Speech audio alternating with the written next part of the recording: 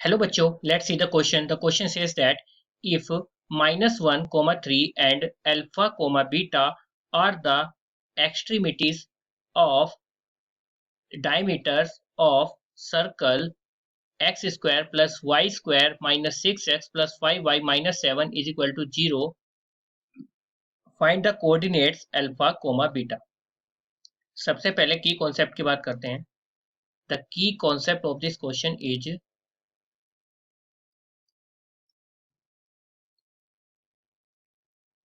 जो equation of circle होती है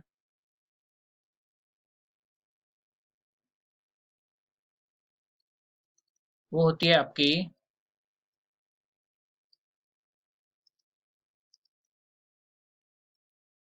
x square plus y square plus 2gx plus 2fy plus c is equal to 0, जहां पर आपके g, f और c कॉन्स्टेंट्स हैं.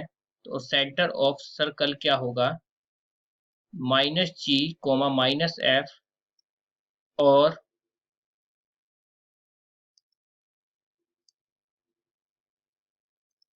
जो आपका यहाँ पर रेडियस है वो क्या होगी इस सर्कल की? वो होगी under root of g square plus f square minus c. अब सबसे पहले की मतलब उसकी क्वेश्चन को सोल्व करेंगे. अब this is the key concept of this question. यहाँ पर क्वेश्चन में ध्यान देंगे तो क्या बोला गया है कि ये जो आपका -1 और 3 है और अल्फा बीटा है वो क्या है? वो डायमीटर के पॉइंट हैं. अगर वो डायमीटर के पॉइंट है तो मतलब सेंटर कहीं ना कहीं कहाँ होगा? सेंटर उसके बीच में होगा. तो अगर हम सेंटर के पॉइंट निकाल लें तो हमारा काम आसान हो सकता है मिड पॉइंट थ्योरम से या मिड पॉइंट फॉर्मूला से. सबसे पहले जो गिवन है उस इक्वेशन को देख लेते हैं. Given equation of circle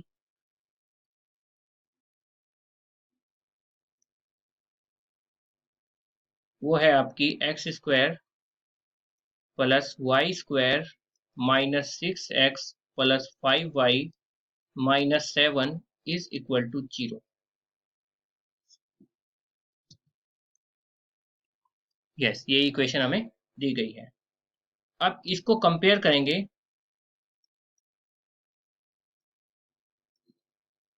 compare above equation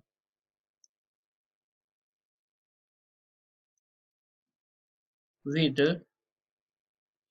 x square plus y square plus 2gx plus 2fy plus c is equal to 0.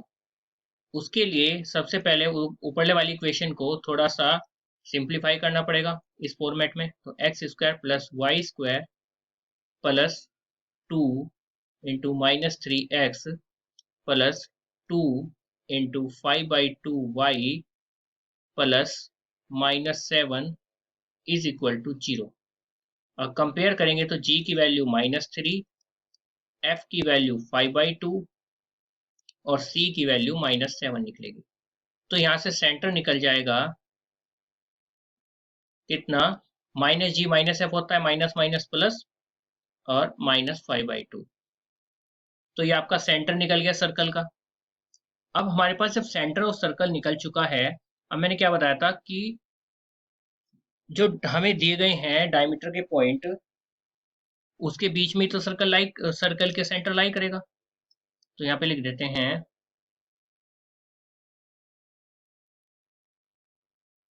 Given coordinates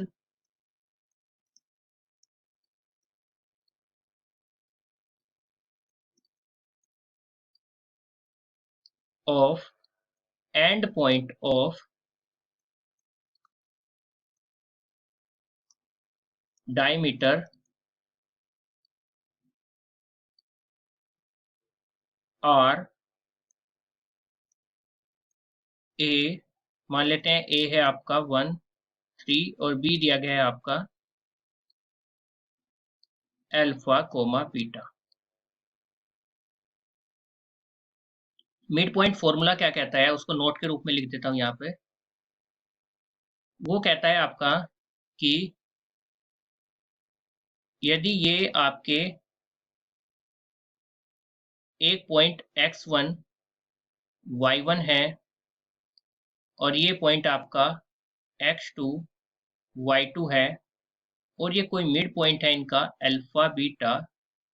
alpha beta तो हमारे ऊपर भी है, तो यहाँ कुछ और ले लेते हैं, पी क्यों ले लेते हैं।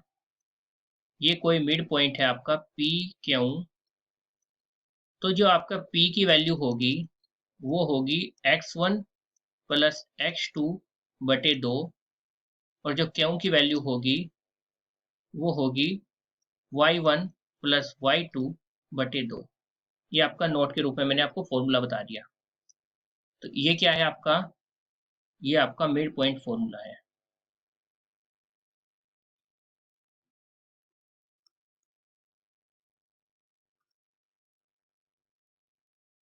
अब सेंटर जो हमारा निकला वो क्या होगा,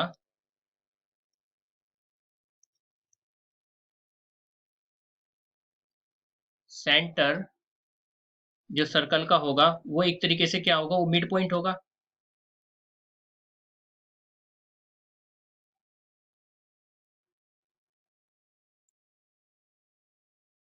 सेंटर ऑफ सर्कल क्या होगा, मिड पॉइंट होगा।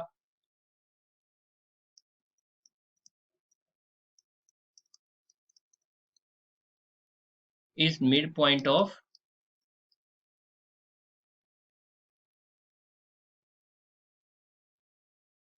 डायमीटर।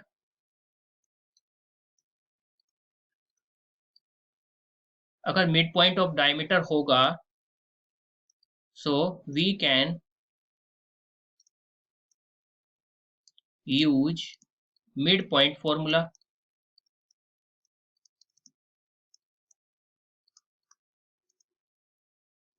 तो मिड पॉइंट फॉर्मूला यूज करेंगे। तो एक कोऑर्डिनेट क्या है आपका 3 है, तो वो जो 3 कोऑर्डिनेट है वो बराबर होगा x1 यानी कि -1, x2 यानी कि plus alpha upon x1 plus x2 बटे 2। तो यहाँ से आप 3 दूनी 6, अल्फा इज इक्वल टू आ जाएगा -1 plus alpha is equal to 6, यानी कि यहाँ से आपका अल्फा इज इक्वल टू आ जाएगा 7।